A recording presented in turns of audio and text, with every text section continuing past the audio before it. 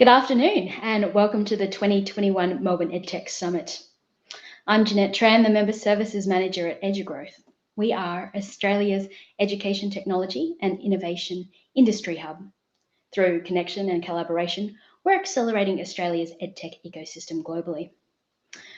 Over the course of this week, we've been exploring the conference theme of amplifying education innovation. And we've had some great conversations, and there are a couple more just about to start. On behalf of the entire EduGrowth ecosystem, I would like to thank our principal partners, Global Victoria and WAND, who, along with our summit partners, Amazon Web Services, Curio, and Open Learning, have provided us support to ensure this program is free for all delegates. If you're joining us for the first time today and have missed any of the other sessions, you can watch the videos on the EduGrowth website very soon.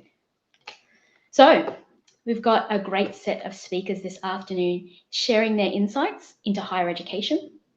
Some of the highlights include Dino Willits, Ryan O'Hare and Vivian Fan, who will be discussing partnerships between industry and institutions. Josh Nestor, Georgia McDonald and Tim Prowl discussing innovation through the enterprise. And we're going to wrap it up with discussion about how institutions in the vet and higher ed sector are bringing their innovation to the world as well, led by Chris Campbell, Robert Thomason and Herc Kalis. So you can find the entire agenda at the top of your screens.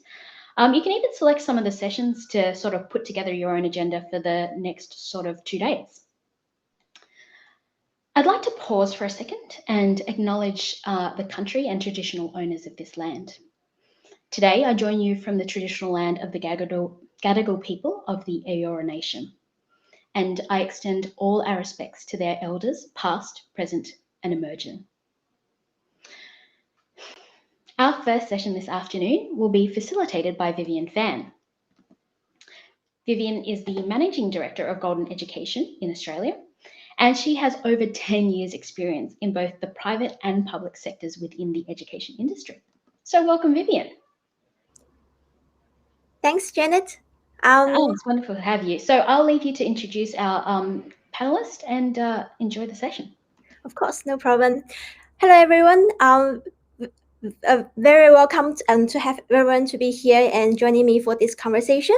Just a bit of background of what we are going to discuss today. So what we are going to discuss is how we can amplify learning, the learner impact in terms of the partnerships with institutions and industries. So joining me today, we have 2 wonderful panels. The first one is Ryan. Ryan O'Hare, he's the CEO of KeyPath Education Australia and Asia Pacific. Ryan leads one of the largest online program management business focused on the higher education sector. KeyPath partners with many leading universities across the region to significantly scale their online offering through a combination of capital investment and best-in-class online education service, specializing in the area of learning design, market intelligence, digital marketing, and student lifestyle service. Founded in 2013, Ryan has grown the KeyPath Australian team to over 250 full-time employees and built multi-year partnerships with many of Australia's leading universities, where KeyPath managed over 15,000 students from across 70-plus countries. Welcome, Ryan. Thanks, Vivian. Quite a long intro. I need to cut that down a little bit. No problem. And also joining me today is Dino Willits. Dino's work spans professional, academic, and extracurricular space, taking a multi-dimensional strategic approach to embedding employability across the University of Queensland. Dino is also the chair of the Employability Group and a member of the Student Experience and Global Mobility Groups for U21, a global network of research-intensive universities. Welcome, Dino. Hi, it's nice to be here. It's a slightly shorter intro, but I'm sure that we'll have plenty to talk about anyhow. Of course, no problem. So we'll just kick up now. So I guess my first question to both of you is maybe can you just give us a bit more definitions in regards to partnership and just maybe to share a bit more about yourself and what is your role or your company's role in regards to the partnerships between the industries and institutions. I'll probably start off with Ryan. Thank you, Vivian. So thanks for the introduction, and lovely to be here today. Looking forward to the discussion. So I've been involved in higher education for just shy of 20 years, and in that space, almost the entirety of it in partnerships. I come from the industry side of today's dynamic between the industry and institution. I have never been on the institutional side, so I guess I only bring one lens to proceedings. I've been involved in partnerships in higher education across 4 continents, and for the last sort of close to 20 years, and I've seen an evolution in what a partnership is and is judged by in that time. Over the last 7 years, I've worked to build the KeyPath business, and we partner with universities in Australia to help them scale and expand their online offering, typically to the lifelong learner, the working professional, and not the school leaver. And I think that's an area in Australia and globally where the partnership aspect of institution and industry has accelerated significantly, and an area in which industry can bring a lot and the institution can learn a lot from. I hope we get a chance to talk about some of the different cultural nuances that exist in Australia as it comes to partnership, and a lot of it's born out of our interesting history as it comes to education delivery. But very much looking forward to hearing the perspective and hopefully some challenging discussion. Yeah. Thanks, Ryan. And hand over to you, Dino. So maybe from the university side, can you just give us a bit of more definition in terms of partnership, and what do you think of partnerships in terms of university roles? Yeah, and I think it's very interesting. You asked about what do we mean by partnership, and certainly I'll start off by saying I've worked in 3 different higher education environments. I haven't worked in industry environments, but I've worked in higher education environments in Wales, England, the UK, Scotland, and Australia. So very different kind of configurations. But what I have noticed within higher education, the concept of partnership has changed. Now I work centrally, but I work with faculties in schools. So there's a kind of partnership internally going on there. I also work with students as partners. I work with industry partners, and I work with other higher education providers as partners.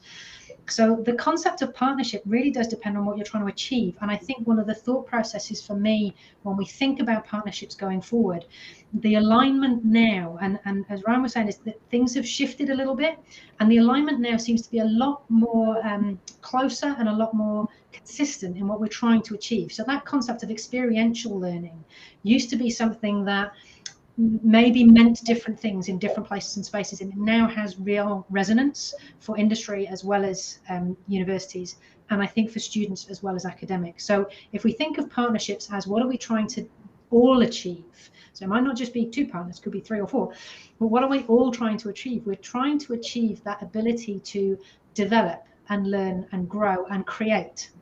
And so that alignment seems to be much stronger now. And certainly, I think if we talk about how things have changed globally, again, there's a closer alignment with you will learn from experiences. How do we get you into those experiences? How do we make sure that we're authentically representing places and spaces and learning so that we actually can prove that it's working? Does that make sense?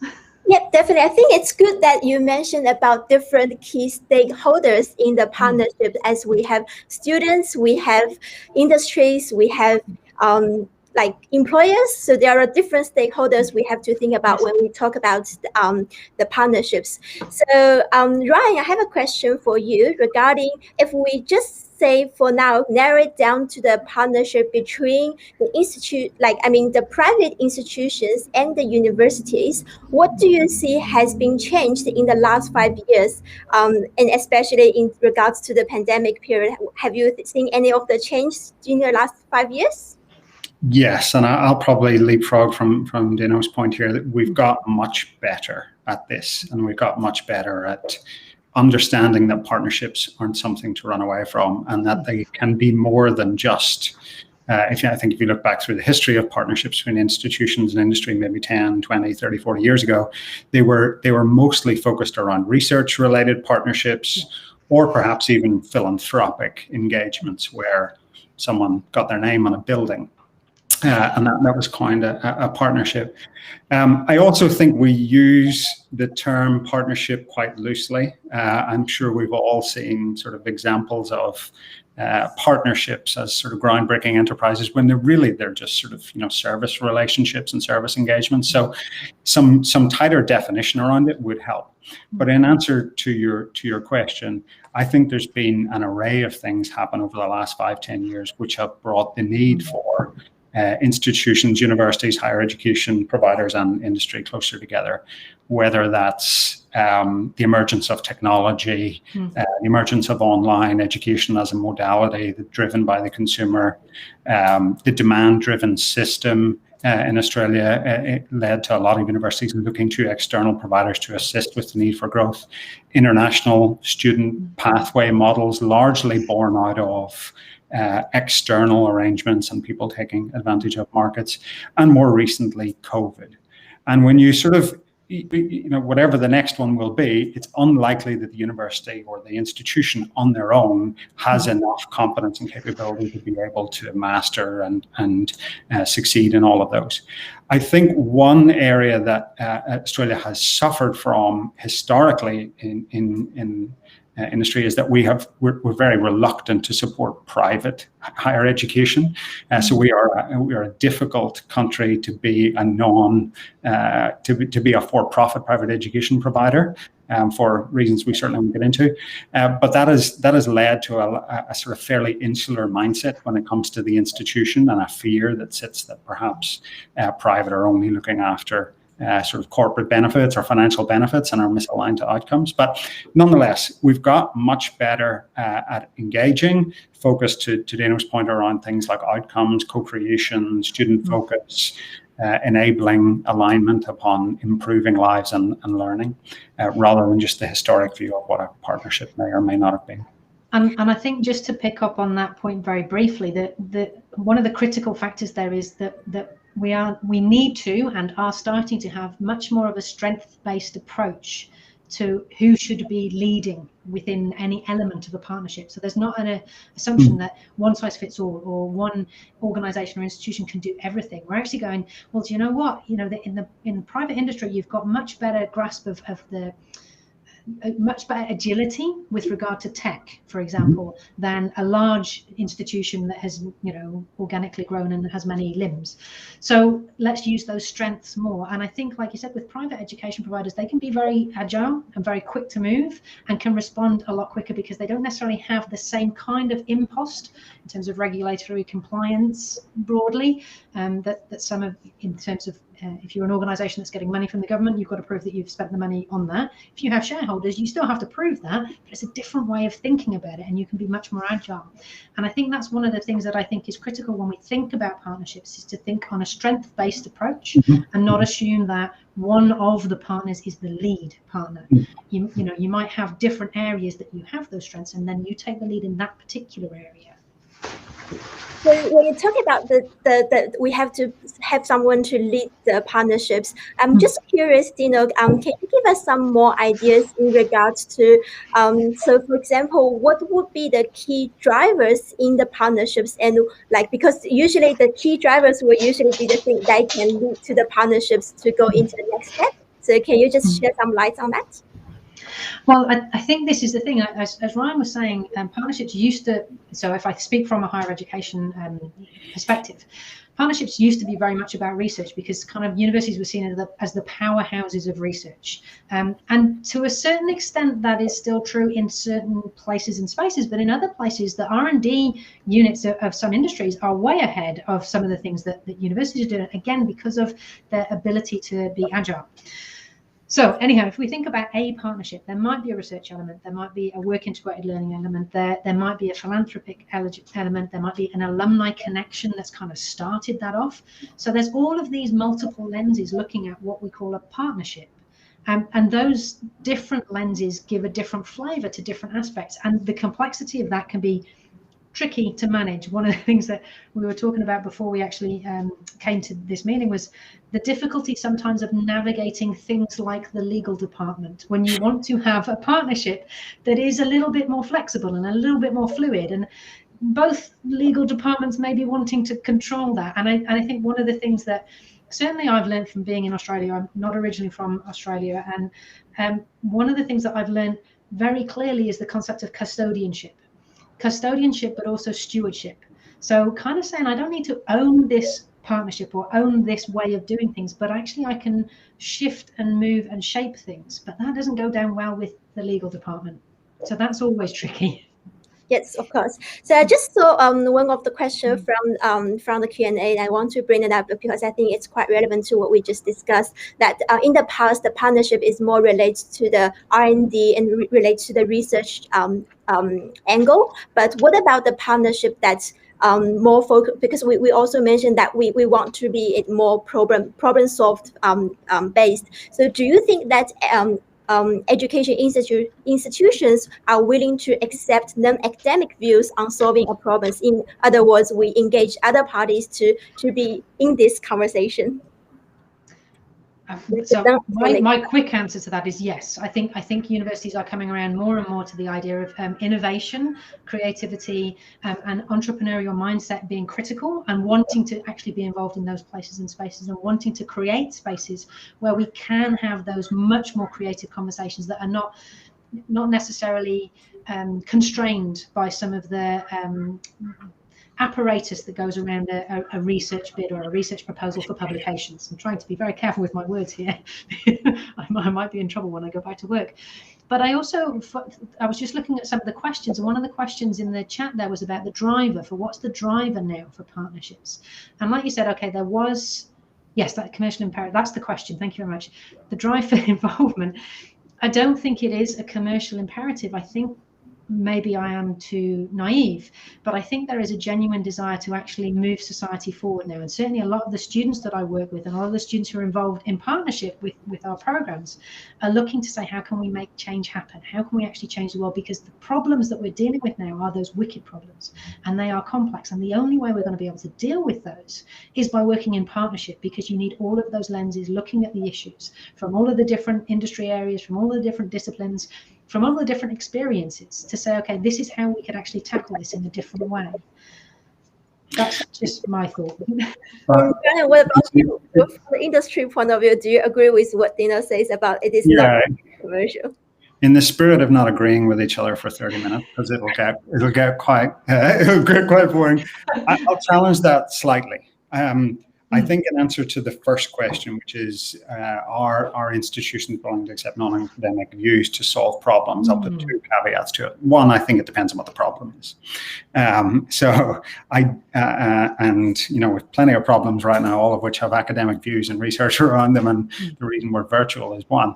But I would say, if you look at the landscape and you look at the higher education sector in Australia, I believe, I could be wrong on this, and I'm sure someone will correct me in the chat, I don't think we have one non-academic that leads a university in Australia. We had one. Yeah. We had one up until a couple of months ago, Martin Bean at RMIT, and now we're back to zero again. So not to say that they don't have sort of, emergent views and they're not convivial and don't support things, but leadership is focused on an academic focus at a university. So I think that's important to know. I do also think that in our experience, engaging with industry, engaging with partners like ours is slow and takes time. And I haven't seen a real push for innovation that is entirely disruptive in this market. It happens in small pockets and in small areas. But steps have been made, but I think true innovation and true change and true transformation is probably still a short while away. But we are getting there. I do believe we're closer than we were maybe 5 or 10 years ago.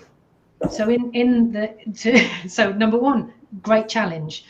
Number two, you're absolutely right. Unfortunately, we're going to agree with each other. I'm going to shift my position and say you're actually right, because I'm looking at it from a university perspective. I've been in universities my whole life. I'm going, oh yes, way more innovative now. But of course, that's that lens, and you're looking from industry going, yeah, not really.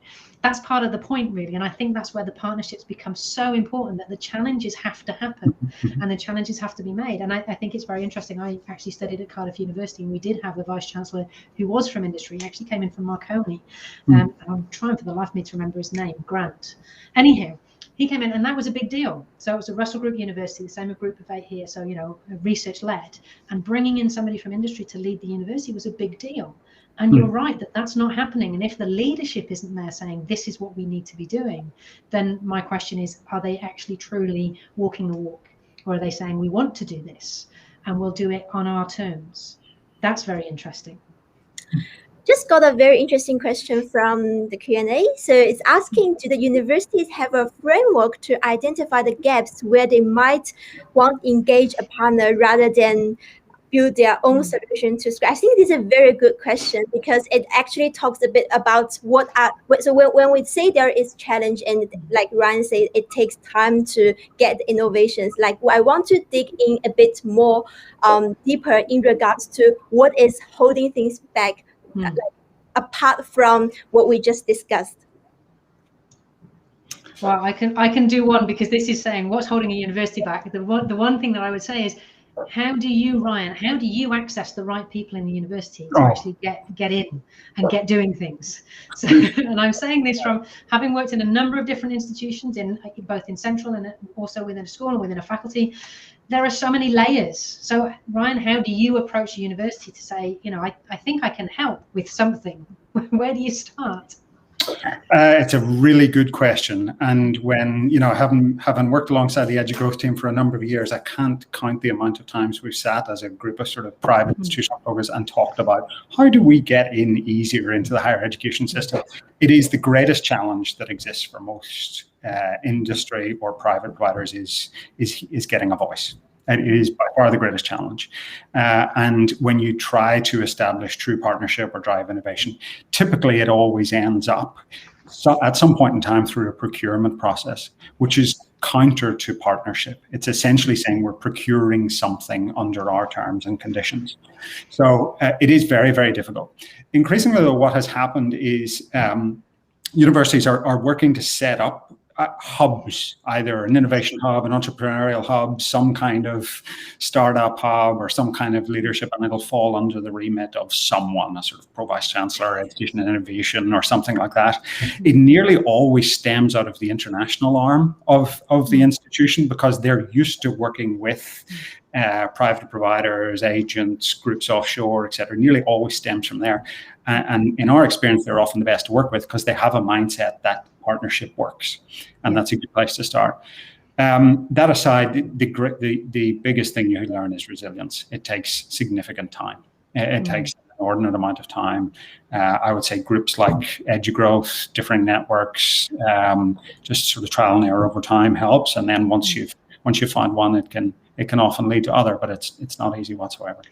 And I think also you have universities have their own kind of personalities and flavors, and so once you've cracked it with one of the questions that's come up there is, have these frameworks been built collaboratively?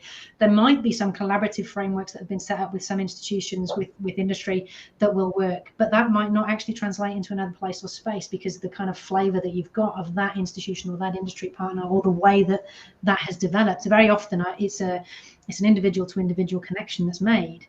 And certainly if you think about philanthropic connections, there's a very long lead time to getting something really big happening in that kind of space. And I agree with you, Ryan, that people who've worked in the international space very often are, we've got to do it now, we've got to do it quickly, we've got to get onto it. And so they have the right kind of mindset to go, how do we cut through the bureaucracy to get this thing happening? And I think that's probably the most difficult thing, is streamlining the bureaucracy. Because even if you get, you've got an EdTech company who says this is the thing that's going to do the thing for you, you've got to go through the processes, because you're a large publicly funded institution, and this is where maybe the private institutions can do things better, differently, more, something else. But you're a publicly funded institution, you have to demonstrate that you're using that money wisely, because it's taxpayers' money at the end of the day. So you've got to be very careful about what you do. You've got to make sure that you're transparent about what you do. And that's sometimes where some of that constraint can come in. So we talked about the challenges, and we talked about the things that is holding us back. And I just want to ask one more question on that point in regards to, what do you think is for the private for the industry, one of the advantages that we have the advanced technology that can really drive up things and to make the online environment to be more accessible and more learner friendly to our customers, or in other words, I shouldn't say customer, I should say students, to the students.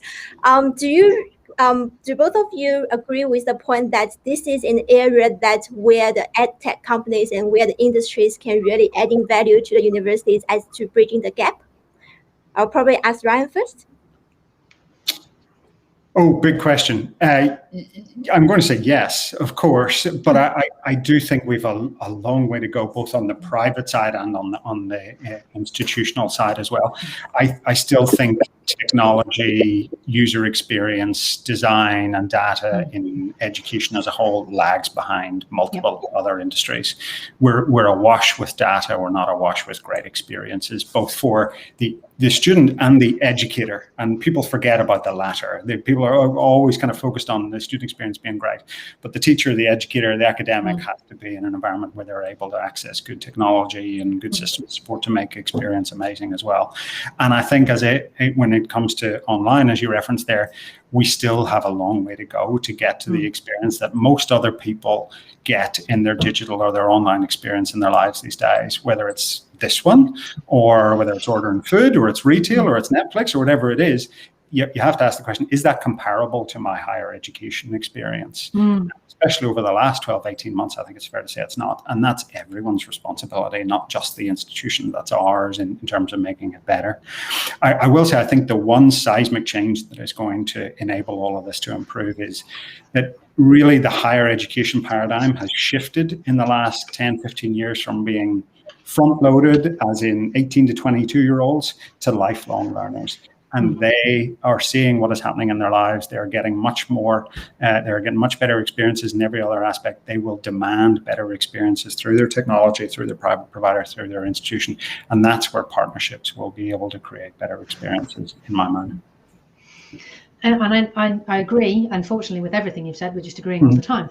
But I think one of the other things that we need to actually think about in all of this, if we're thinking about education and delivering quality education, the technology piece is one aspect, and I've noticed the conversation in the chat from Dean about universities adopting a risk-averse approach and stuff.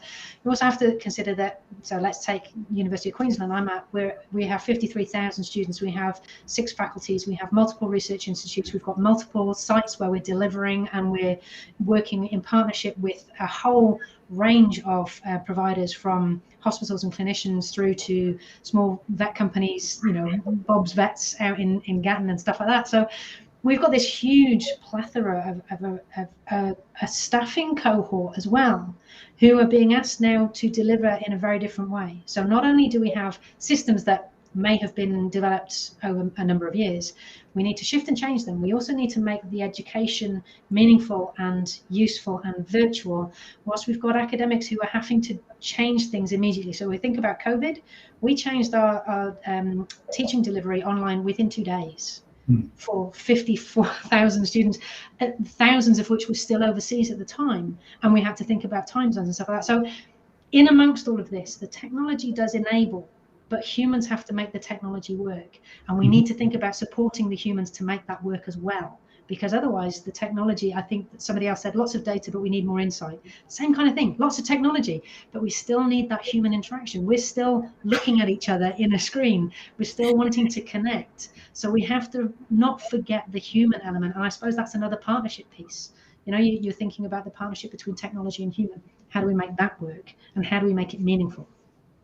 Great. And I think when you just talk about that, it reminds me of a concept, like also based on what one of the audience was mentioning about, like, are we ready to call the learners customers so we can bring in the customer experience? Exactly. Like for me, like I was just thinking that for learners, customer is maybe the one aspect, but definitely, as you say, like education does have some of the meanings, and one of the meaning, but it is a controversial one, but I want to bring it up, is education for life or it's for work? Because there has been great tensions and from the universities regarding the employabilities, and I just want to touch a bit on the work integrated learning experience as to how that is shaping the universities in that regards.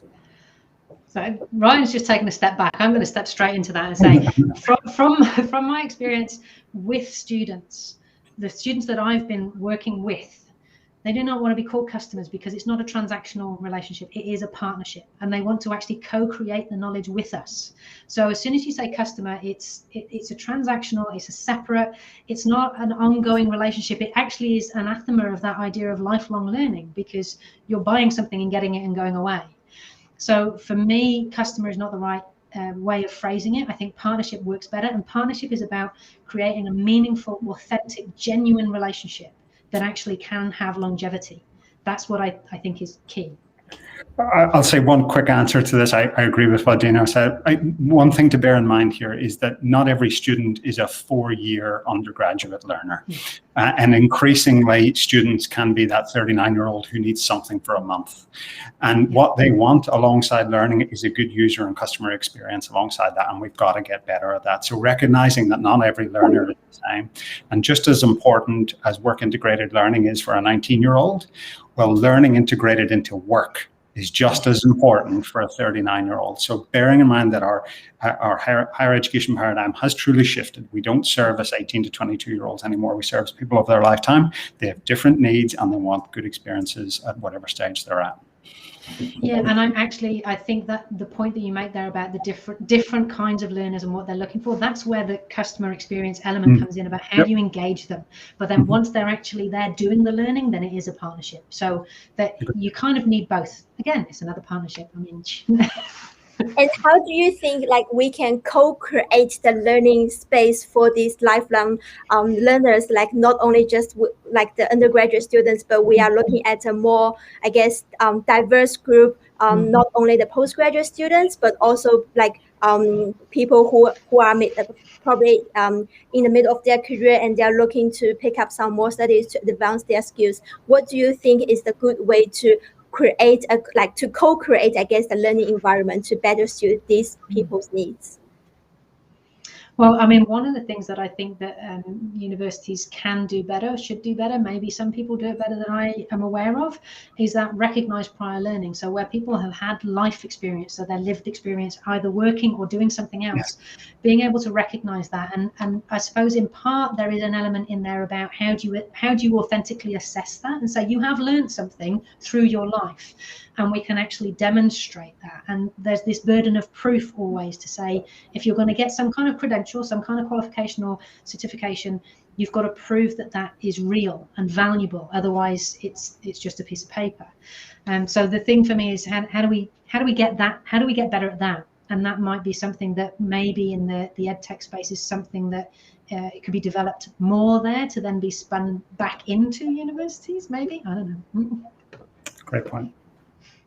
So I think at that point, actually, I want to add a few, some of my thoughts as well, because it really comes down to, I guess it's the measurement, but I guess from my view, the measurement itself, it is to some extent controversial as whether we should really measure education to be some extent of the outcome, because sometimes education is really just about picking up the knowledge so that the knowledge can sustain you for a lifelong or for a better life for more a longer time. So it is not really but I agree with you to the point that measurement of the outcome is important to the extent that they can be acknowledged by both parties in regards to the learner and the in regards to the relationship between the learners and the people who provide them with the knowledge.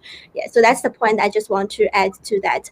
I guess the other questions I want to ask Ryan is that from your point of view, can you give us a bit more information in regards to how the industries can support the universities to build up this to build up this work integrated experience so that the universities can accommodate better with these learners? Is there anything the industries can help on this side? And how can a company can help with to solve these problems? Yeah, 3 areas I'll touch on. I think Dino's already made the first point, I would say, which is to recognize that nowadays non-traditional learners, the non-18 to 22-year-olds, are typically working professionals. They have acquired skills, competence, expertise in their life, and they don't need to relearn things.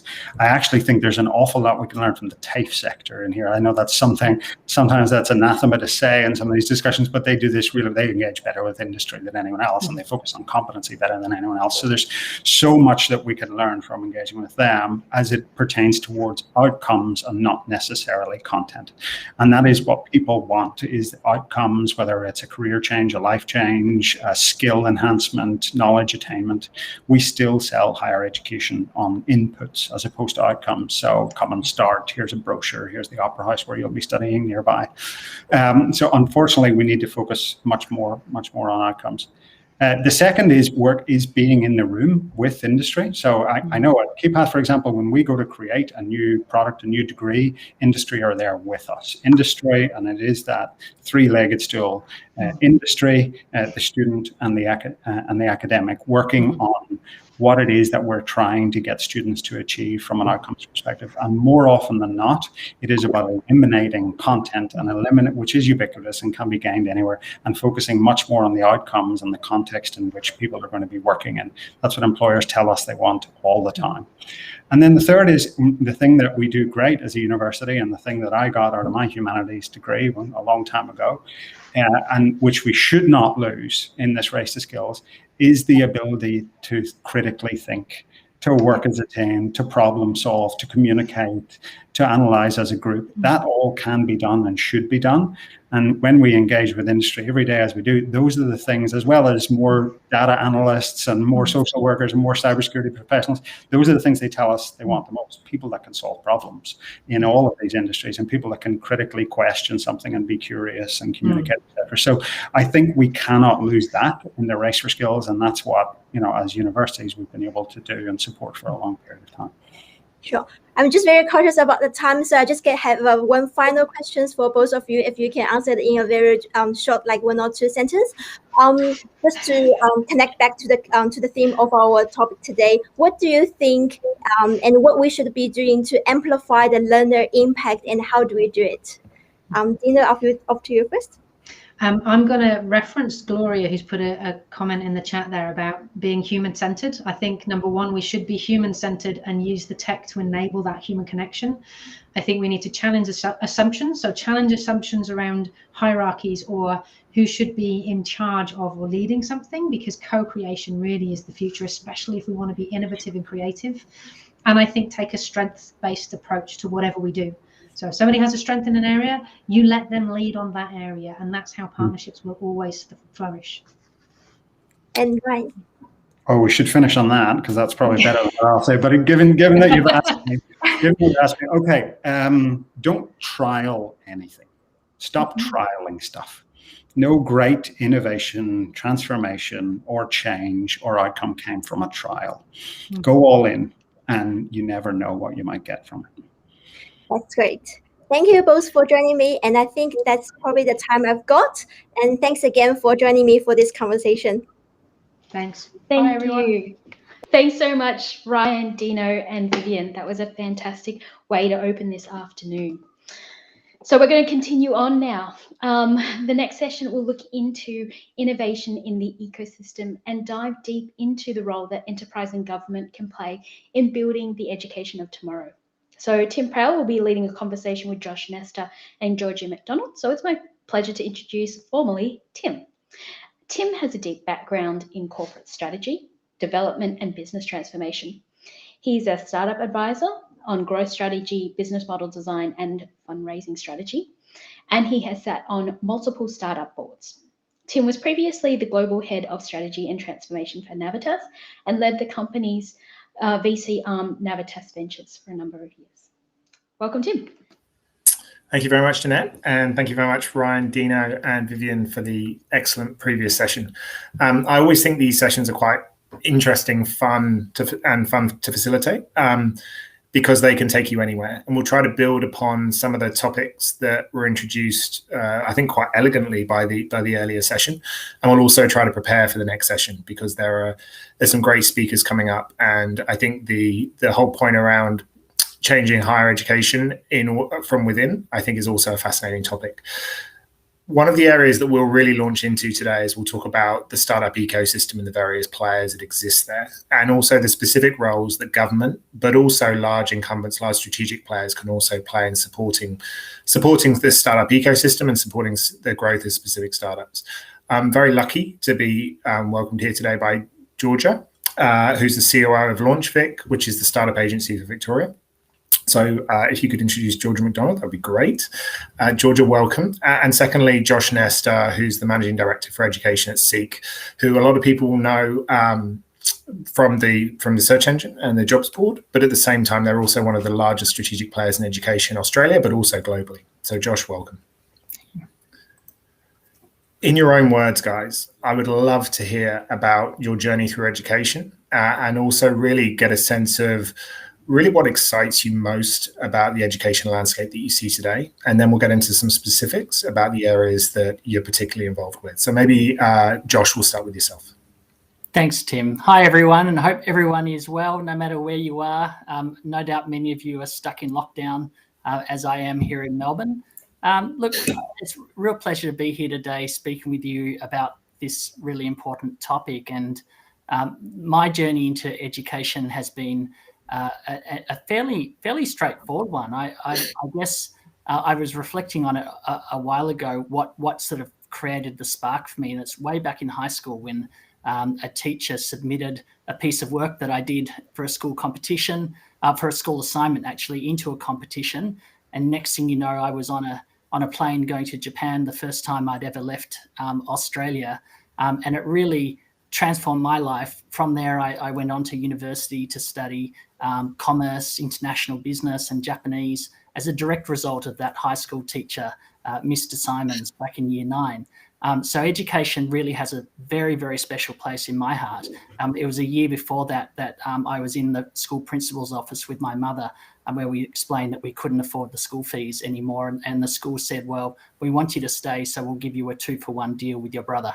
And so really, very important for me. After 3 years of consulting and 1 year of banking, I worked out that making more money for a bank didn't mean much to me. And so I looked for something more meaningful, and Seek was really seemed to hit the spot. It was helping people with their careers, and it was also in the direction of online and technology. And I knew that was the future. And so in 2004, I joined Seek. 139 people knew more about online employment than I did. But Andrew Bassett, the CEO, said he was curious about education. We just made a small investment into a business at that time with 8 employees. And so I started looking at that, and we turned that business into Seek Learning, and the rest is history. 17 years later, we've invested in EdTech businesses all around the world, having an impact and loving every minute. Fantastic. Thanks, Josh. And Georgia, your role at LaunchVic is a fascinating one. And obviously for Victoria, education is a major strategic priority. So I'd love to hear a bit more about your journey. Yeah, 100%. Well, if Josh had a super straightforward journey, mine was the complete opposite. I was a total dropkick in high school and just scrambled my way through and spent all of my 20s living and working overseas, a number of years in Buddhist retreat centres. And it wasn't until I was 29 and had my first son that I embarked on university and did a Bachelor of Arts majoring in philosophy, and found that I was a straight A student, much to mine and my family's surprise. And so I really came late and already had a whole bunch of vocational skills and really enjoyed kind of the academic journey for the academic sort of part of it. And I suppose because I have a slightly unconventional background, it's probably one of the reasons that I found myself in the entrepreneurial kind of world, where nobody much cares if you've got a qualification or a piece of paper. It's about how hard you can work and how much you chip in. And that's why I think I kind of found my way there. So for the last 5 years, I was director of the Wade Institute of Entrepreneurship at the University of Melbourne. I'm not at all an expert in EdTech, and that's why I've been loving listening to the speakers and really excited about this panel today. but I have been an educator, teaching entrepreneurship to students, and most terrifying of all, teaching teachers how to teach entrepreneurship. And if there's any teachers in the audience, you will know you are the hardest people to teach. And I really enjoyed my time at Wade Institute, and at the end of last year decided I'd kind of come to the end of that journey, and I've been COO with LaunchVic since beginning of this year. So LaunchVic, for those that don't know, is the Victorian State Government's startup agency.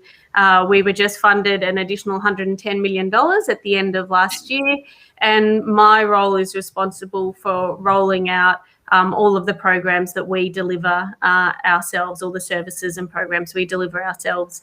So that includes a $10 million sidecar fund. It includes our government procurement accelerator program, programs that we run for scaling founders, for regional founders, and toolkits and kind of other work that help with our strategic priorities. So that's kind of my background. Fantastic. And I think one of the areas that I think I'd love to explore with you later is around that seed stage funding environment within Australia. In particular, I kind of go back to the start of my education journey. Like, education's played an important role in my career, in my life. But I probably started working in the sector about 5 years ago. And one of my first conversations with one of my friends when I was considering taking the job, he was a partner at one of the big VC firms in Australia, was we were talking about education and innovation in education. And I talked about the EdTech sector. And he was very, let's just say he wasn't too complimentary about the prospects of companies in that sector. And the interesting thing was 3 years ago, he did his first investment, and it's turned out to be one of their best ever businesses. Like, I think the way that the sector's changed over the last 5 years from a landscape perspective is significant. And I'd argue that's true in many sectors, but in particular in EdTech. Now, I think another thing that we're seeing at the moment, and we'll talk about COVID and the impact of COVID in the classroom at some point, but in terms of the kind of the big events that get you on the front page of the AFR, we're seeing organisations like GoOne become a unicorn. Now for an Australian homegrown EdTech company to become a unicorn, that's a big deal. Almost within the same week, we had a cloud guru purchased for $2.5 billion. That's one of Australia's largest ever technology acquisitions.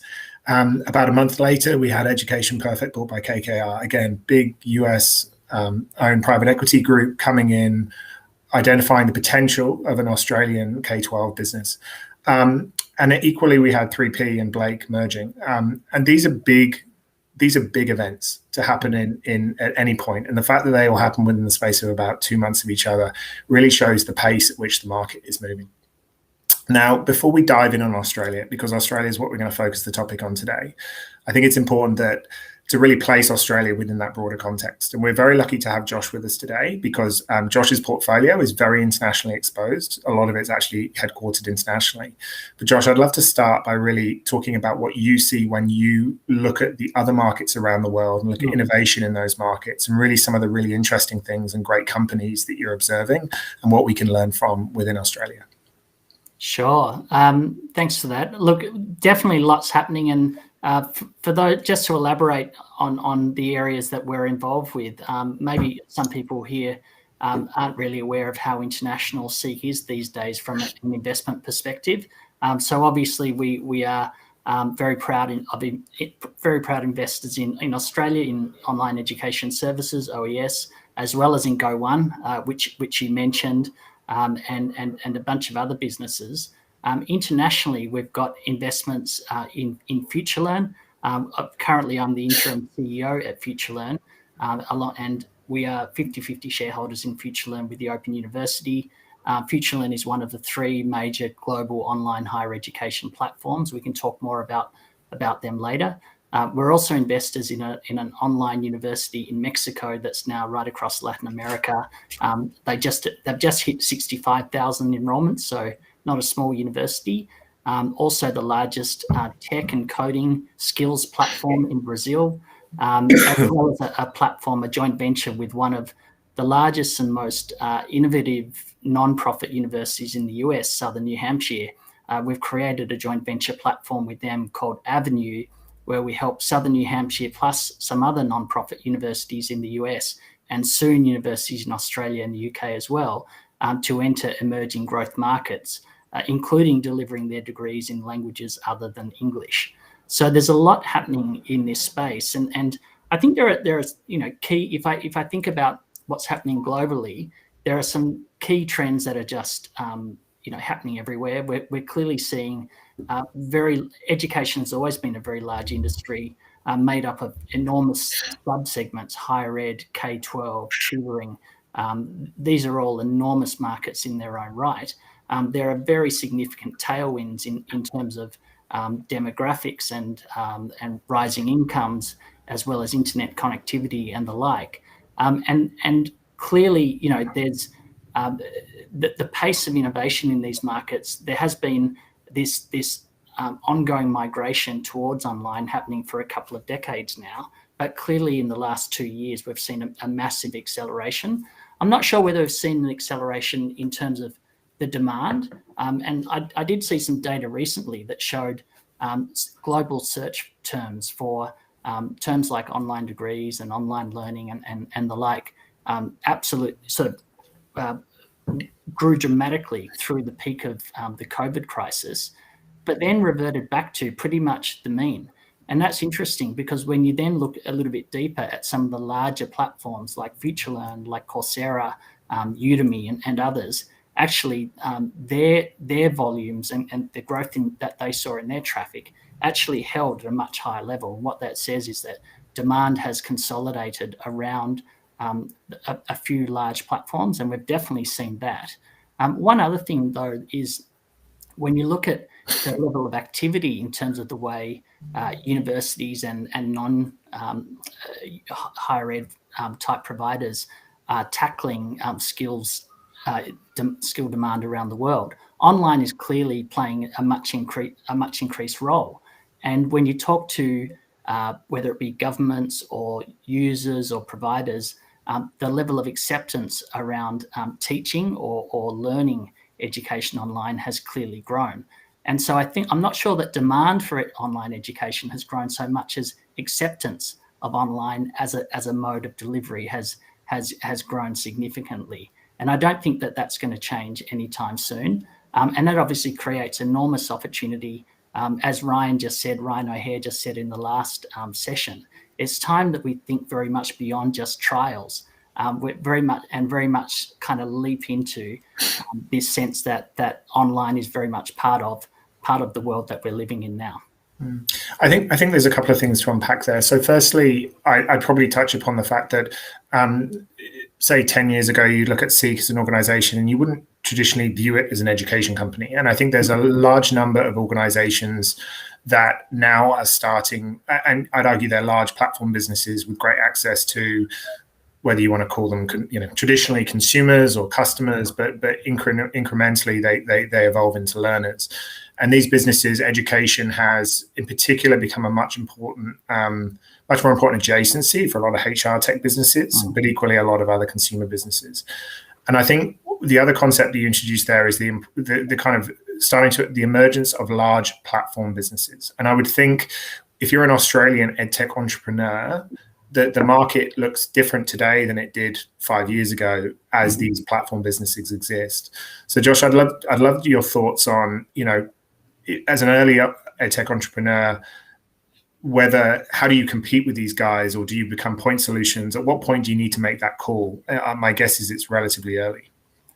Yeah, possibly. I mean, I think, firstly, I'd say that if we're talking about Australian EdTech entrepreneurs, I think we have some of the best EdTech entrepreneurs in the world here in Australia, and we really do punch above our weight. So I don't think that there's anything lacking or missing when it comes to the ability of Australian smaller EdTech entrepreneurs to really make it big. And we've seen examples of that with Go One and a Cloud Guru as two very recent and tangible examples. I do feel that if you like, it is a challenging market here in Australia to grow from, where we obviously have a relatively small market, and that forces local entrepreneurs to think global in some cases from day one. And it really forces, I think, an ability to be very thoughtful about how you scale and how you grow. And part of that is deciding which part of the market you want to play. Are you more of a horizontal platform, or are you more of a point solution? If you are a horizontal platform, then that obviously means your business model has to cover more surface area. If you're a point solution, then probably you need to think global earlier. The market might not be big enough to sustain your model here in Australia. And these are deliberate choices that you need to make, because it does determine the level of investment you need to make. It determines who your competitors are in many cases, and also how you should play against those competitors. So questions of defensibility and what your competitive moats are will change depending on your answer to that question. So I do think that EdTech entrepreneurs here in Australia need to be very thoughtful and very strategic about the position that they occupy and the market that they're facing. I mean, even Seek in the early days, we kind of grew up thinking that our competitors were largely the newspaper print publishers in Australia. And it was only sort of in about 2011 that we woke up to the fact that actually our greatest competitive threats were not those players anymore, but they were the big global online platforms like Google, like Facebook, LinkedIn, of course, Microsoft. And so it took a huge adjustment and many years of investment to actually play catch up to the point where we felt we could feel comfortable. We never feel comfortable. We were always a little bit proactively paranoid, if I can call it that. But it definitely took a while for us, once we realized that, to make sure that our levels of investment and that our capabilities were in the right direction to be able to withstand competitive pressure from those new players. So being clear on your market and who your competitors are is definitely an important thing. Thanks, Josh. I think we're getting some great questions through from the audience, and we'll touch upon some of those in a second, because I think a lot of them relate to the lifelong learning journey and the role that different organizations play. We've talked a little bit around different actors. We talked about the large strategic. We need to touch upon government, because I think government plays another important role. So my question for both of you, Georgia first, would be, when I look at your organization, how are you supporting very early stage education technology companies? And then what can the education technologies do in order to better connect with you moving forward? Yeah, great. And I think we have had some really great results in Australia and especially Victoria with the Cloud Guru over the last couple of months. And I think, as you mentioned, Tim, a few years ago, people might have had a different view. Investors might have had a different view about EdTech as a vertical. But I think we have to see that kind of it's been over the last 5 to 7 years and the work that a bunch of players have put in, that we're getting some of these really bigger players now and really great kind of outcomes. And that's how we get a really virtuous circle in terms of getting those really experienced founders being able to mentor and invest back into the ecosystem. So, in Victoria, we've got a really thriving startup ecosystem. We've got about 2,100 startup companies, and we know that about 6% of those are in EdTech. So typically in mature startup ecosystems, you see a corollary in the technology kind of verticals with their analog, with the analog industries that are already doing really well in those ecosystems. So it's no surprise that in Victoria, about 1 in 5 startups are in health tech, because we've got a really thriving medical research and health kind of precinct. But we're seeing really growing numbers now in EdTech, because education is obviously so important for Victoria. I think the other, one of the ways that we know that EdTech is growing in Victoria is also by growth in jobs. So we've recently put out a report on jobs growth across the startup ecosystem. And whereas in education and training generally, there was 7% jobs growth over the last 2 years, in EdTech, we grew jobs by 19%. So that's something like 300 new jobs in Melbourne. And of these, it's something like 1,500 people employed in EdTech in Melbourne at the moment, or in Victoria at the moment. And over 1,400 of those jobs just didn't exist 2 years ago. So these are new, highly rewarding, high productivity kind of jobs that are coming into the sector thanks to the growth of EdTech startups. I think something... Sorry, go ahead. No, I was actually going to be, I'd love you to talk about a little bit about some of the LaunchVic programs specifically, because I think you're doing some amazing work supporting early stage entrepreneurs. And I think some of the people in the audience in Victoria would love to be part of them, but equally, you know, the other states could probably learn a lot from your work. Absolutely. Well, because I work for the Victorian government, I figure I'm allowed to be super parochial about Victoria and how good we're doing here. But you know, realistically, it is Australia. We are a small market, and we've got to be all in this together. So we know from experience in other ecosystems around the world that you've got to do work at the scale-up end, but you need to be constantly feeding a pipeline of early-stage companies. And although people love going to a hackathon or a workshop, and they're all really great, we know that they don't actually lead to the creation of new startups. And what does work are pre-accelerator and accelerator programs. So where you take people who have a bit of an idea and a little bit of hustle, and you take them through some kind of program, you know, whether it's 12 weeks, 6 months, whatever it is, and take them through the motions. That's how people actually start getting to grips with what it takes to start a company. So LaunchVic's role is really in being able to catalyze high quality accelerator and pre-accelerator programs in the ecosystem. We typically don't take vertical approaches, but what we will do is fund stellar organizations to be able to run accelerator programs and pre-accelerator programs for founders at different stages of their journey. And then further on down the line, we've got programs to assist scaling founders, and then obviously our a couple of new vehicles that are investment vehicles directly into the startup ecosystem. Thank you. That's fantastic. Now, one of the best things about education is it is a very broad sector. And I think it's also one that's quite amorphous and poorly defined, especially when we talk about different aspects of education and the lifelong journey.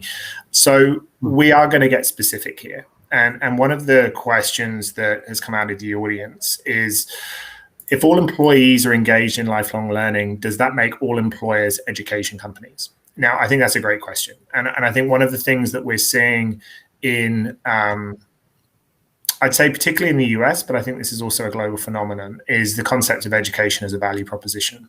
And when you've got Target and Walmart, like two of the US's biggest employers, offering degrees to all employees, you know that this is something that's valued by people. And this is something that will increasingly be used to differentiate employers and retain employees. Like, there's a war out there for talent, and I think education is being used as a way to retain the best, but also attract the best. Now, we've got some great companies coming out of Australia. I think Forage is a great example of an organization that has roots in EdTech, but is increasingly moving into the HR tech and in employee recruitment space.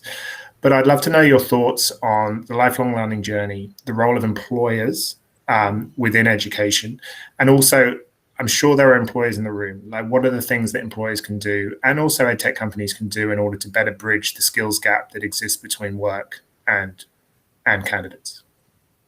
Maybe we'll start with you, Josh.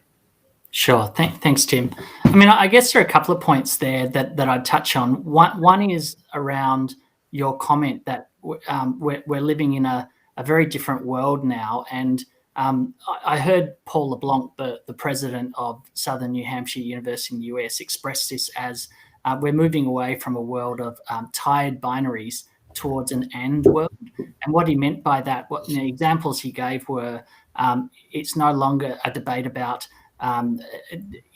do you need the critical thinking skills to succeed long term, or do you need skills to get a job now? Well, it's both. Ryan mentioned that in the last seminar. We're very much living in an unaccredited and accredited world. You need a degree these days, and you need the boot camp to learn the skills, and then you need the short courses to remain current. In terms of online versus offline, you certainly need.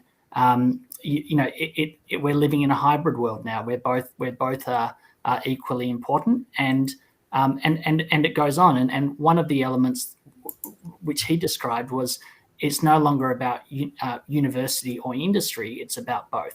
You need employers and industry, and we're seeing lots of examples of co-development of curriculum. At Futurelearn just this week, we've launched co-developed courses between AWS and the Open University.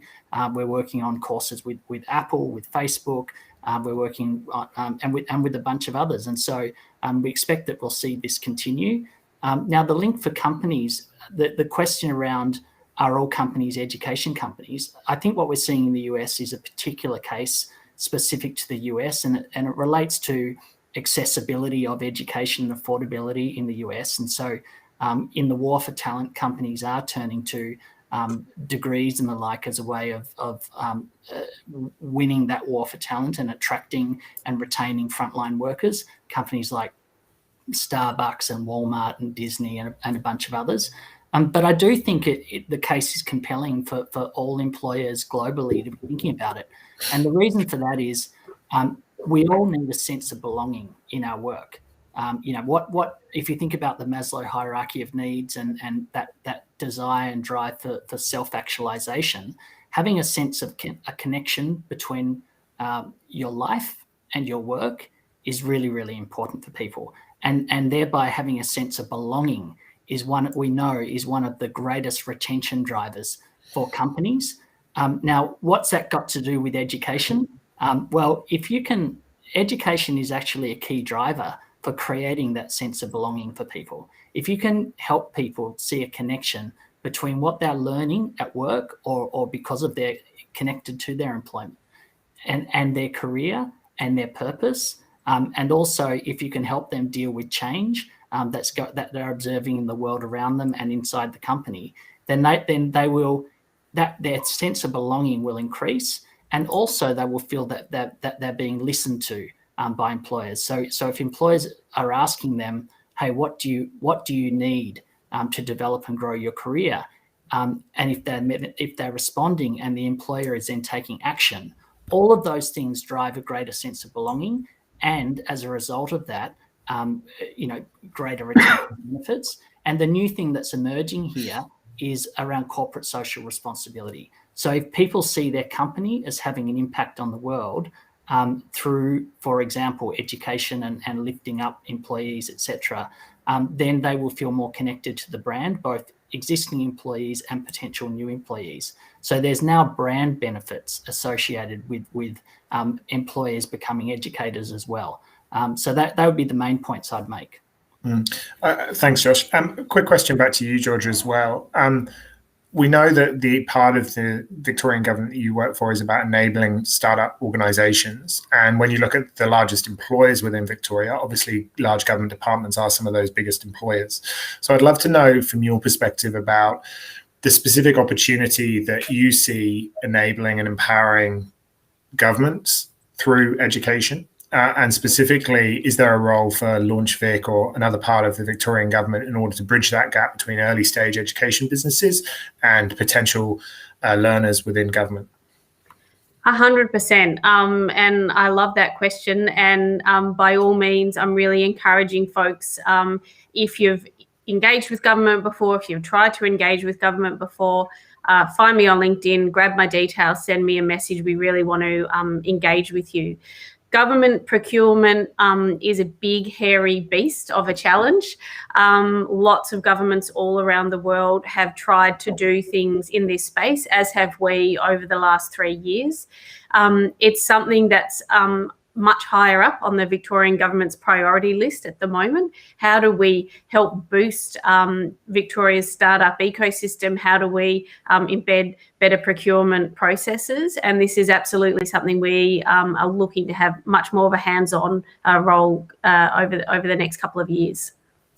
Awesome. Fantastic. So we when we talk about lifelong learning, one of the things that I believe is almost the great opportunity that a lot of organizations and individuals are searching for is the concept of a I guess a capability passport, a skills passport that follows you through your career and allows you to identify new learning opportunities, captures the learning that happens through that learning, allows you to access new jobs. Now, I think a lot of organizations are starting to kind of attack this from various perspectives.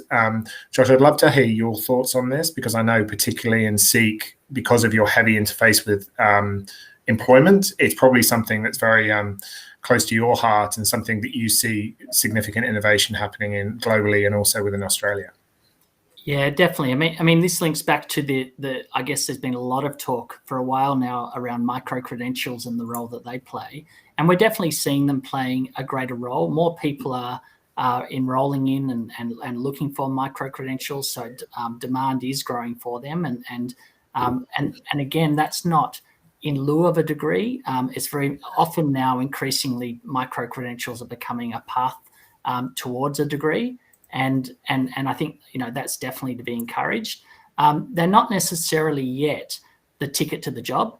What they often are these days, though, is the differentiator between two candidates who are vying for the same job. Obviously, if you've taken micro-credentials or shorter courses, it shows that you've got a learning mindset, you're very self-motivated, you have a personal interest in what you're learning, and it signals many things that employers are looking for in candidates. So as a distinguishing mechanism between candidates, it's very powerful.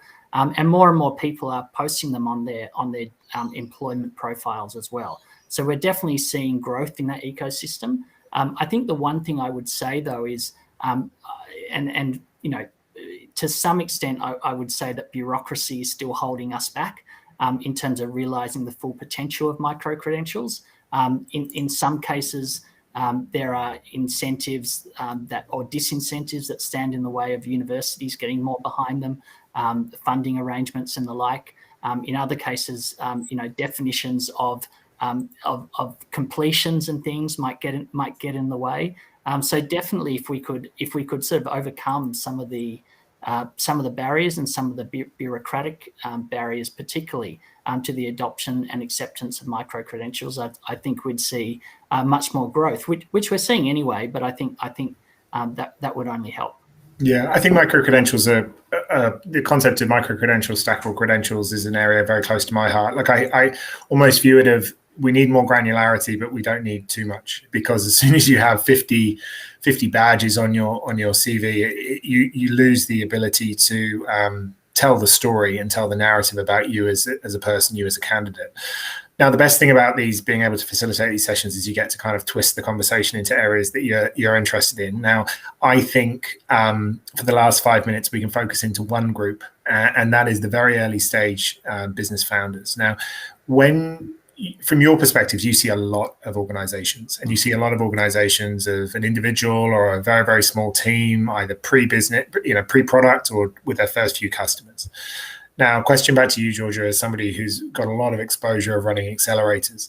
Like, when you look at the key things that make certain businesses successful, what are the one or two pieces of advice you can give to an early stage founder looking to launch businesses? And in particular, if you've got specifics related to EdTech, that would be great.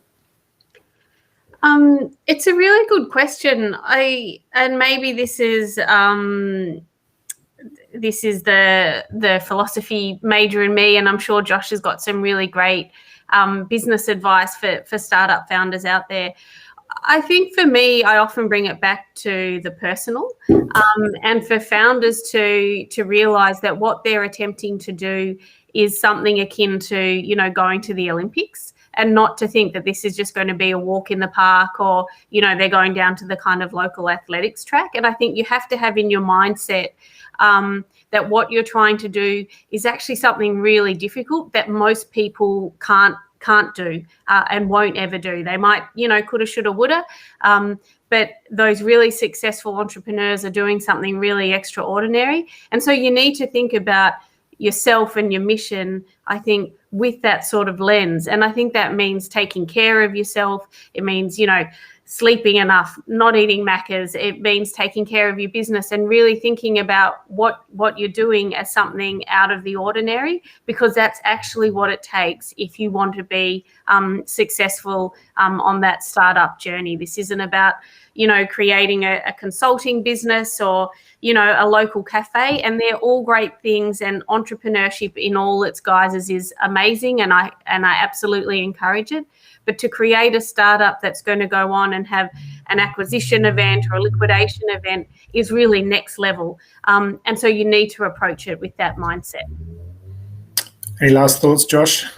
Yeah, I mean, like I mentioned before, I don't think Australian EdTech entrepreneurs are lacking for anything when it comes to skills, nor passion or purpose. I feel that they have that in spades, and every EdTech entrepreneur I've met is full of purpose. That's why they do what they do, and very passionate about what they do, and extremely capable. I think, though, as we talked about, there are certain strategic lenses that you need to put on from a commercial or business perspective around defensibility and competitive moats, and what sort of who your competitors are, and what position you're occupying in the market. These are important strategic questions. If there's another area that I think it pays to focus on, though, it's more those, if I can call it, the hard-nosed questions that investors are likely to ask. They're going to ask so tell me about your total addressable market. Tell me about your unit economics. And they're going to want to get very granular around this question, defensibility. And I think it definitely pays to go in with and be well prepared with those questions. They're good questions to ask yourself anyway. They're not typically the questions that you may face day to day in your normal life. They're very focused towards the sorts of questions that investors do ask. But I think being prepared for those sort of questions will be is really important. Very simple things, even like, is the value proposition focused on growth or efficiency and cost savings for an institution? Often I find when a proposal comes across my desk, it might say, look, we're here to save money for an organisation. And actually, they're not about money, about that at all. They're about growth. So sometimes I find founders are a little bit confused about the core of their value proposition and how that may be perceived by others, and so being really, really clear on that, spending time on it, and probably talking to a few investors ahead of going out there with the pitch is a good place to start. Very good advice. And I mean, both of you see a lot of early stage businesses, and that certainly resonates with me. When I was doing a lot of international work at Navitas Ventures, we spoke to entrepreneurs around the world, and I can certainly state that the Australia creates great EdTech businesses. One of the biggest challenges is that the addressable market within Australia is relatively small, and therefore you have to, if you want to build a large global business, you have to think global from day one. But that's not for everybody. Like, you can have a great impact on an individual student or a school area and build a great business. And it's almost about what your individual motivations are, and build a business back from that. And it's fine. I think you can create some of the best founders that I know in education are more motivated by student impact than building a large global business. But just get very clear on your motivations. That would be my advice. Thank you so much, Georgia. Thank you so much, Josh. I think it's a very broad topic, education and innovation, and education is something that's so fast moving. We touched upon a few things today, in particular a lifelong learning journey that I think is only going to become richer and more complex moving forward. But thank you very much for your time. And Jeanette, over to you. Thank you. Thanks, Tim. Thanks, Josh. And thanks, Georgia. What a fantastic conversation. We have coming up now, I'm going to introduce Thur, and he certainly is in the middle of his Olympic marathon building Cadmus. So our next session is going to examine the new ways that innovation can be leveraged to extend beyond the walls of the institution. We're going to look at how teaching and learning innovations from within education institutions are going to be shared with the rest of the world. So Thur will be leading a discussion with Chris Campbell and Rob Thomason, and it's my pleasure to formally introduce him. Thur is the CEO and founder of Cadmus, an EdTech company that's improving the quality of education globally through better assessment experiences. Herc's leading the executive functions of Cadmus and is responsible for the commercial operations, including all their university partnerships. Welcome, Herc. Thank you, Jeanette. Great to be here.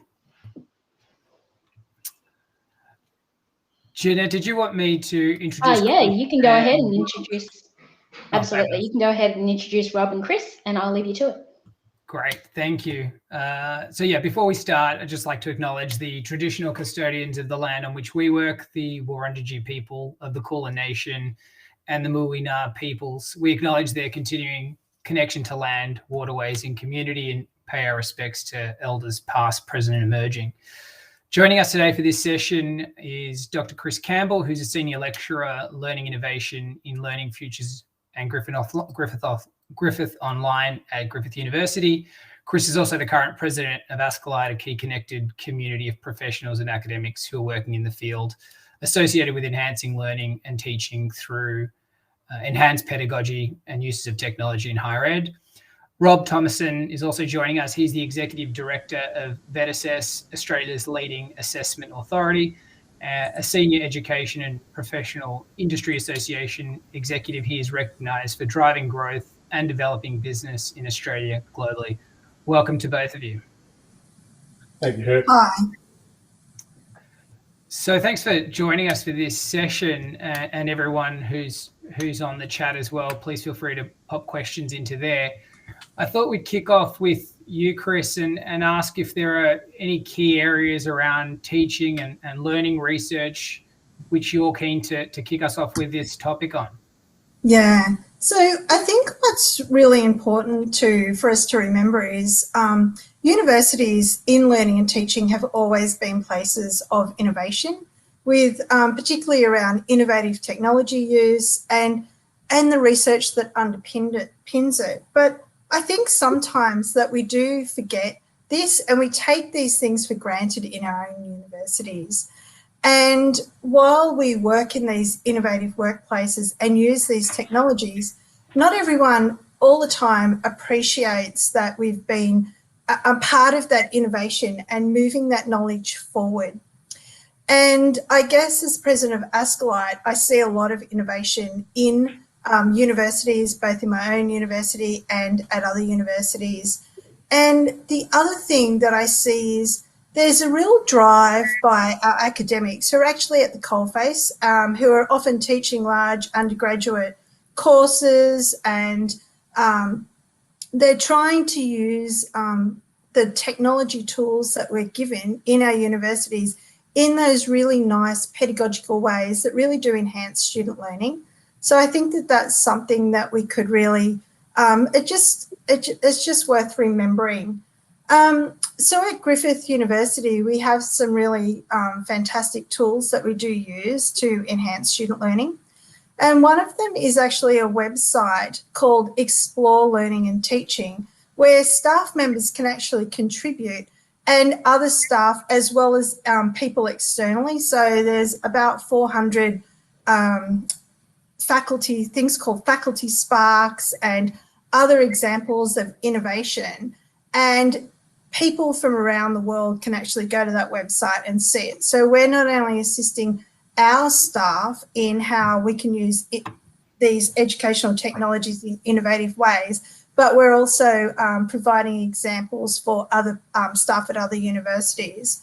So through the use of these and through our colleagues contributing to websites such as Explore Learning and Teaching, I think that others are able to be stirred into using some of these technologies. And then we also have that research behind it as well. So I think that we really can all acknowledge that struggle that universities have had while shifting to online teaching in the past, 18 or so months. And different universities also had different mechanisms to support staff. And I know at Griffith last year we had some things such as Explore Learning and Teaching, and we implemented other support mechanisms. So we had a total of 7, including that side. And we've now made 5 of those part of our moving forward in everyday learning and teaching practices to support our academics. So did you want me to give more examples, Hank? I'm interested, Chris, between the intersection on innovation and adoption of these innovations as well. So universities often have different silos in terms of how things operate within different disciplines and also across the institution. Are there, and that in some ways is a good thing for an institution because innovation can spark up in different areas. But then the question of how big is the impact of these innovations when they do spark up? And then how do you translate that research and those innovations across to something that's applicable for all in a university context? Yeah, so I guess one of the reasons we have Explore Learning and Teaching is so that when staff are doing research in their area using some of these educational technologies and digital technology tools, they're able to highlight that research through a video and a simple web page that's created. So that's really quite nice. I think, though, you know, at universities we often do work in silos, and I'm fortunate in that at Griffith, staff really share. They come together and share, and particularly when we have our learning and teaching consultants, they have mechanisms of meeting with each other or representatives meeting with each other like once a week, so that new ways of working, I guess, can be shared. And I think it's also worth remembering that universities can really drive some of that innovation and change. And an example, perhaps, and people feel free to come in and further qualify this, but an example is probably with the Office 365 suite of tools, particularly around Microsoft Teams, where, you know, we've come in a couple of years ago, universities have started using it, and Griffith was one of the earlier adopters. And now we're really making leaps and bounds with most courses are using it in some way for some sort of communication. We're often using it to really enhance student learning through innovative teaching practices and things like that. And through university use, we're able to drive some of that innovation in the tools. And that's both with bigger companies as well as with some of the smaller companies that we work with. Fabulous. Rob, I'd like to hand over to you and also try and understand the products that have come out of Bendigo Kangan and sort of share some of the stuff you've been doing there, commercialising a lot of that work. Yeah, thanks, Herc. So just a little bit of background about who we are. So VetAssess and eWorks are two brands or trading arms of Bendigo Kangan Institute. So we work predominantly, not solely, but predominantly in the vocational education and training space, which is has been somewhat challenged, probably in some ways more than the universities over the last 2 years of COVID, because of the hands-on nature of what we do, particularly around assessment. So a lot of the assessment requires a hands-on or physical assessment rather than being able to do that online. Although in my business, VetAssess, we've come up with some solutions for that, which I'll talk about shortly. So VetAssess, we've been around 20 odd years now. We were outsourced from the Victorian State Government. Really, we were established to assist vocational education and training understand the whole area around assessment of competence. So rather than assessment of knowledge, assessment of a whole range of learning objectives and very precise assessment processes. More recently, we have used those skills to work with the Commonwealth Government around assessing people who are applying for skilled migration into Australia. So we've developed a whole range of different assessment methodologies, and most recently we've been engaged by the Victorian Government to work on assessment of apprentices as they're moving towards the end of their learning as an independent assessment of an apprenticeship skills. Given that that's the environment which we prefer to work in is a physical environment, we can't do that at the moment. We are we started using a range of audio-visual equipment to do that testing, and we've tested that onshore domestically. We're now testing that offshore, and I can talk a little bit more about that shortly. eWorks is another trading arm of Bendigo Canyon, and it also has been around for over 20 years. Started off, some of you may remember, some might be old enough to remember virtual communities when the internet was first sort of coming into our lives, and more recently, eWorks provides a range of services to vocational education and training, a couple of smaller higher education providers, and some professional associations. We operate a learning management platform under license. We have a whole range of bespoke content development, but interestingly, we're now taking risk with developing content which is being licensed to RTOs as well. So we've got quite a few different activities, if you like, in vocational education and training. I guess, Herc, I've been around long enough to remember when Australia was a leader in distance learning through online distance education, School of the Air, print-based distance education. And I think that the generation of EdTech now has largely been driven out of that strong history in Australia of distance education and online education. It's probably grown 10 to 15 years in the last 2 years. Been good for everybody involved in EdTech. Been harder for those who are delivering education, been harder for teachers and academics. And I think, picking up on some of the things that Chris said, I think that's one of the challenges with EdTech. It's bringing along the resources of our educational institutions so that they understand the power of the various tools that are now available to us, and how to integrate that into what's been their normal pedagogical approach. Remembering that most people in universities and in vocational education and training have been trained in the last 15 years, and a lot of the EdTech that's available now has come about in the last 5 years. So there's a huge retraining and a huge opportunity to create some efficiencies and better educational outcomes by actually working with those people who are delivering the education. Content's transactional. It's a process of delivery which is really going to make a difference for universities and vocational education.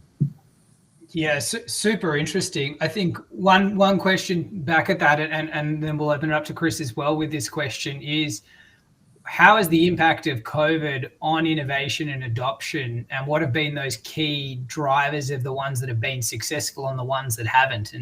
And people have, a lot of us in Australia have been locked in our homes. It's delivering remotely through Zoom. There's been a huge transition online, as Chris touched on, for teaching and for assessment. And obviously that's impacted VetAssess quite significantly when you're doing core competencies and you need to be able to actually check on them. What are the key drivers that you've seen from your side, Rob, in terms of what's actually been successful, and then what you thought may have been successful but actually hasn't?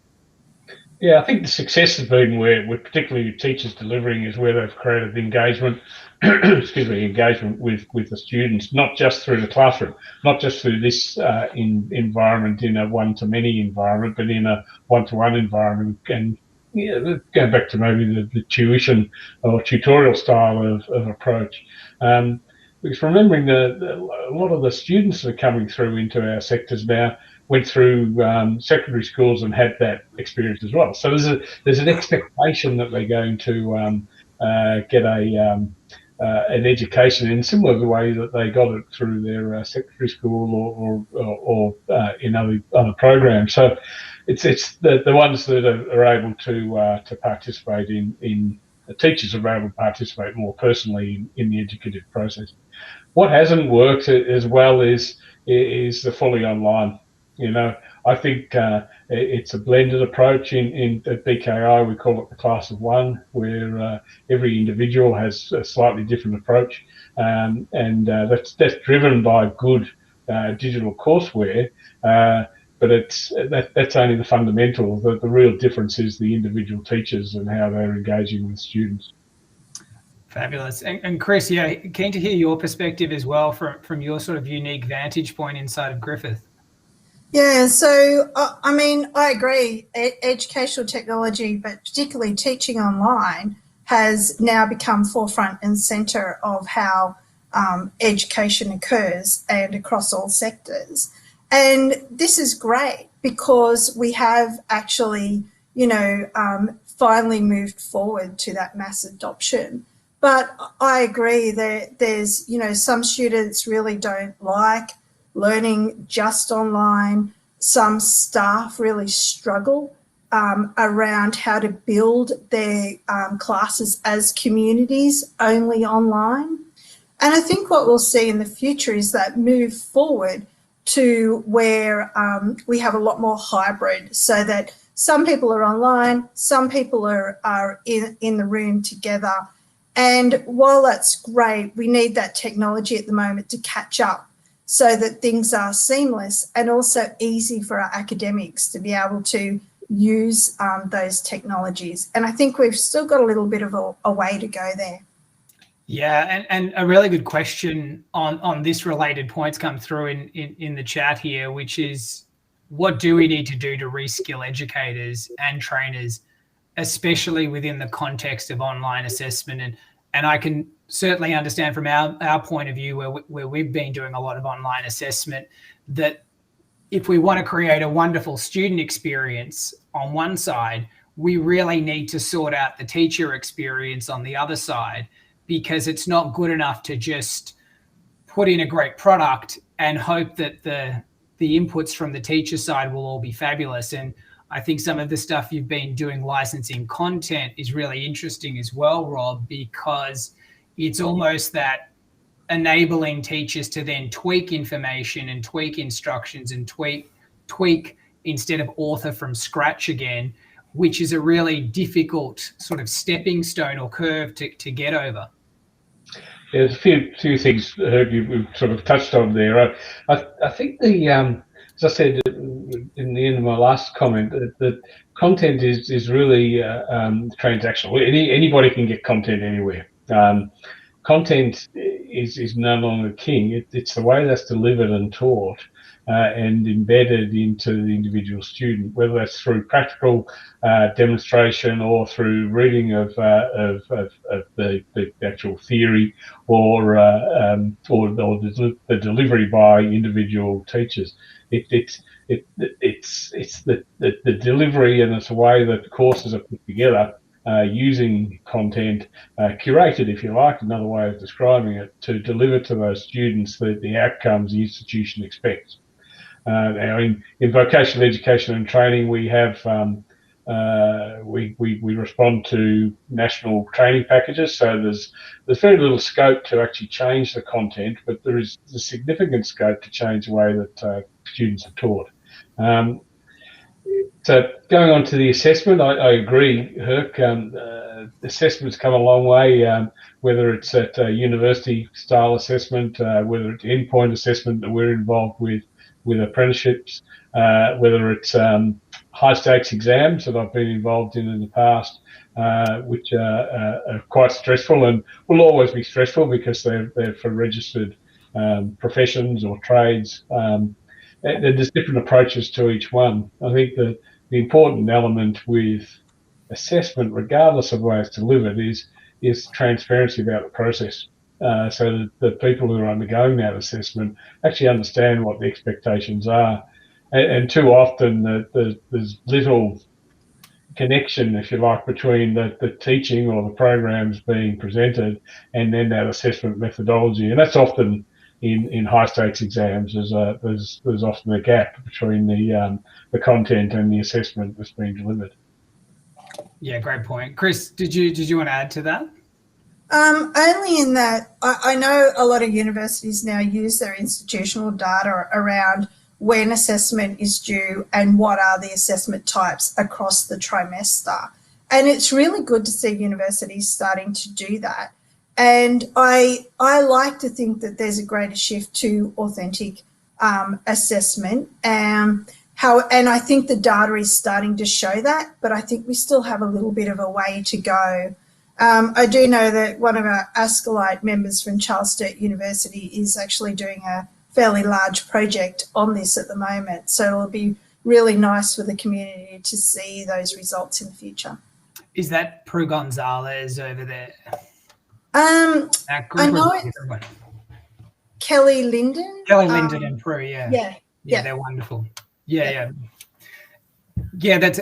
I think there's an interesting opportunity here with the situation of having spread online to not just replicate or find ways to do things that we've done in a offline context and replicate the same factors in an online context, but rather to rethink from first principles what we're actually trying to achieve and look for innovation that way. And I think the take-home exams or the exam example is a really prescient one, and matching that up with authentic assessment actually helps you to think about, well, maybe we do things differently than, say, invigilate in an exam hall, proctor on a computer screen, but rather change the factors and change the capabilities that we now have and use those to actually create something better that we then create as the new norm for students and teachers.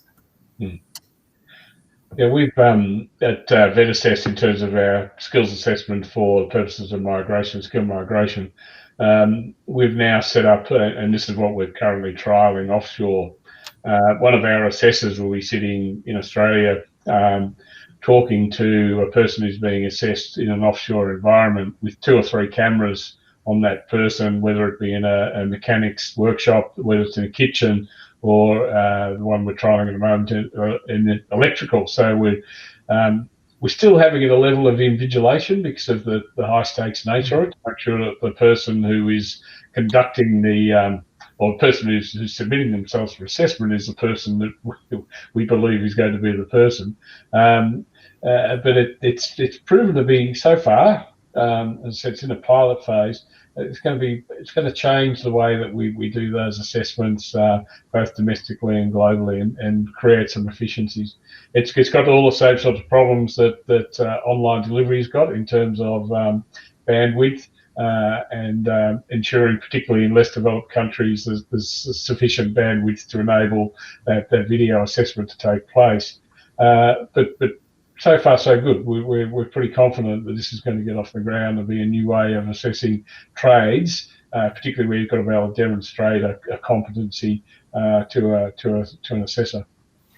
I think that's a really interesting point. And one of the other things that it touches on as well is the opportunities for actual scale in teaching, learning, and even assessment. And I know that there are limitations in terms of video bandwidth and equity with machines and internet connectivity for rural students and remote students, and how we actually offer an equitable experience for a whole cohort. Do you guys have thoughts on the opportunities that you see around this here to even give us a bigger advantage as Australians, not just here in Australia, but also working this globally? Yeah, I think it's interesting, Herc. I had this conversation not all that long ago, and went away and did some research on our domestic situation. And we have an extraordinarily high penetration of the internet in Australia, even in lower socioeconomic groups as well. So it's not as big an issue in Australia, but certainly when you start to go to some of the less developed countries, the access to bandwidth is really hard. In this trial that we're doing, we're setting up centres where we've got some control over bandwidth, so we're not expecting people to do it in their home. So we're taking some of the risk out of it but that means an individual does have to travel, and in the current pandemic, that's pretty difficult. Yeah, that makes sense. Did you want to add to that, Chris? No. I think you answered it really well, though. Yeah, spot on. I think, I might shift a little bit towards if trying to commercialize out of, say, either institution or either place, whether it's higher education or the vet sector.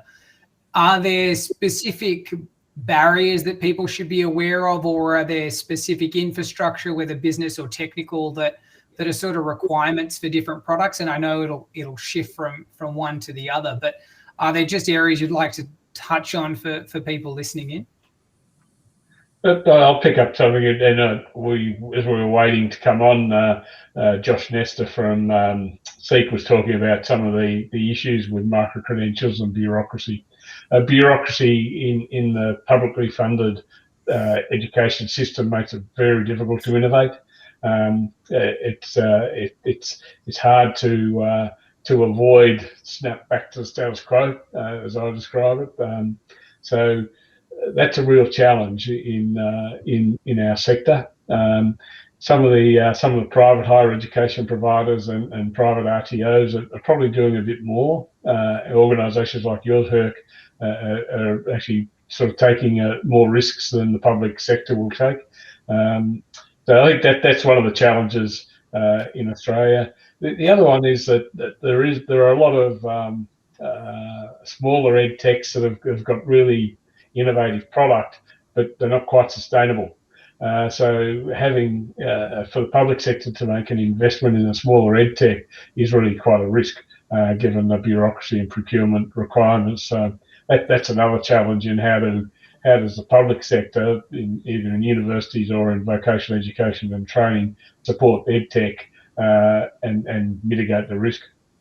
Yeah, it's a wonderful point, and I think institutions certainly, if they want to get the innovation benefits and be on that bleeding edge of we're getting a lot of benefit versus our competitors, and whether they're interstate, overseas, wherever they might be, it's making an investment and taking a risk. And I know we had university partners early on who took risks in us, and that had a really big benefit and a big knock-on effect. But if they won't take a chance on a product that may not be Microsoft Teams, for instance, which is an incredibly developed product, then it's very difficult to get any other innovations coming through. And some of that bureaucracy and just the levels that you need to go through and the speed can be a bit of a challenge. And Chris, I'm interested to know, are there sort of advice you have or things that you've seen that actually help to speed it up? I guess my advice is actually for the universities, and say you do need to keep taking the risk, because through taking the risk, you're going to help the academics be able to provide better tools or use better tools to support learning and teaching in more developed ways and in seamless ways and ways that really enhance student learning. And this is really important. And I think it's a really important message for our universities, because what may happen in the current climate is that the university says, well, you've got these, larger, well-developed tools, and so we can't support the other tools. But we do need to keep supporting those tools, because the academics do find fantastic ways of using them in their context. And often it's just about thinking outside the square and saying, well, in health or science, this tool is used in this way. Can it be used across the university to make it worth us supporting it? And often the answer is yes. So it's about people talking to each other to then encourage the universities to take those risks. Yeah, it's a great point. And I think the other interesting that comes to mind for me is we work with approximately 40% of universities in Australia in terms of the size, and there's such a diverse range of competencies with respect to understanding how to trial, adopt technology. And we're often teaching the universities, we're often taking the lessons from the very best universities at adopting technology and trying to retrofit it to the ones that don't have the capabilities. And they're missing the people, they're missing the process, they're missing the infrastructure, and they're really falling quite far behind. And so it's a real challenge, I think, just as a country and as a sector, for us to teach each other how to actually go about doing this. And even, I know there's committees that probably exist and there's groups that are out there, but it doesn't seem to be permeating through how to actually adopt things in any sort of a consistent way. I think one of the difficulties in that is every university has really different processes. So, and then they have different ways of looking at things and different ways of doing things, as you've identified. So what happens then is that all happens at the university level, and then something's approved. But then no one, and while it's often evaluated, people don't often publish and write about those processes and what they did after the fact, because it's all done. And so we're not always learning from each other. And at conferences, people do talk. So that's what I guess we miss with the face-to-face conferences, particularly in educational technology. We miss that community. And hopefully people are starting or are publishing and writing about it. And I know recently, and it's not published yet, but I read at RMIT a couple of case studies, and I was like, this is fantastic. And it really is, because it's getting out there what that university did to overcome some hurdles with using an educational technology tool. And it'll be great when it's published. I was actually reviewing it the other day for a book. So hopefully, the book will be published next year, and other people will be able to read it as well. Fabulous. Herc, I'll just pick up something there that go back to my early comments around the public system. Probably every university campus in Australia is building a building at the moment. Many of the TAFE campuses throughout all of the state jurisdictions are building buildings. We don't see anywhere near that investment in online education and improving online education. It's a bugbear for me. It's you can't cut a ribbon on a new piece of educational technology. You can cut a ribbon before you walk into a building. So I think there's still a rethink from some of our political masters in terms of how to fund really effective, efficient, efficacious education that's going to make a difference from the public purse. Yeah, I think it's a wonderful point. There is a real imbalance between the teaching spaces and then how they're actually, and even if they are research spaces, and how we're investing in improving the content and the teacher experience and the student experience and those different parts to it. I suppose, are there things that you guys think we should be amplifying in education innovation that we're not doing at the moment, and that could be things we could start with to build some momentum behind this as well? I'll go back to one of my early comments. It is around universities and TAFE colleges are going to exist in a physical environment, despite what I just said. We've got to work on getting better efficiencies in our education systems, and the way to do that is through blended learning, is through making the best use of our academics and our teachers to deliver what is really important in the physical environment, but allow students with the proper support to study the theoretical knowledge in their own time, in their own place. That's going to take a significant investment in people and infrastructure, and that's a different investment to what we're used to taking inside universities and TAFE colleges, where we're investing in physical facilities. We have to invest in the human resource in terms of teachers and academics, and investing in the infrastructure, IT, EdTech infrastructure, not fabric. Chris, did you want to add to that? Yeah, I really like what you're saying there about the investment. I think that's really important. For me, I guess it's about us continuing to strive for best practice in online teaching. And through that, continuing to strive through our academics, through the support the universities give them when they're teaching online, I think that we can really move things forward in the future and amplify that. And I think that it's really important for us to remember that actually sometimes it can be tricky, and last year showed us that. But we also get overcome those hurdles, and we all have successes, whether it's someone teaching a first year course through to masters and our PhD students. We have these successes, and it's really important that we do remember that we ensure our students have that positive learning experience, because really that's paramount to what we're here for. Yeah, couldn't agree more. And Rob, I also agree with your comments as well. I think and even coming back to your earlier comments around who's holding the purse strings and who's making the decisions of where we put investment, there's a lot of push to own property and to own land and to run that model. And it's been over the last decade funded a lot through international students. And obviously there's a big rethink now for institutions with this break that's happened. And I think it's probably a useful time for us to look internally and see what we can actually improve and where we should be spending our resources and how that benefits the students and the teachers that are actually participating in some of these areas. Yeah, thanks. Over to you.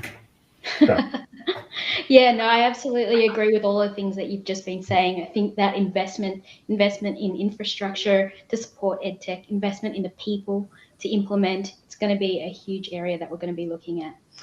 Thank you so much for your time and your insights, Herc, Chris, and Rob. We really appreciate everything that you've presented with us this afternoon. So that brings day 3 of the Melbourne EdTech Summit to a close. So whilst we're thanking people, I'd really like to thank all of today's speakers. We've had a great week so far, and we've got another day coming for you tomorrow to talk about lifelong learning and the innovation in that space as well. On behalf of the entire EduGrowth EdTech ecosystem, again, I'd like to extend our thanks to the Melbourne EdTech Summit partners. Our principal partners, Global Victoria and WAND, along with our summit partners, AWS, Curio, and Open Learning. Through your partnership, we can ensure that this summit is free to all of our delegates. So thank you to everyone who's tuned in to today's program. We've got the final day coming up tomorrow, commencing at 9 a.m. with an interesting conversation about regulation and with Sally Kift and Andrea Cornwell. So have a great evening, and we'll see you tomorrow. Bye.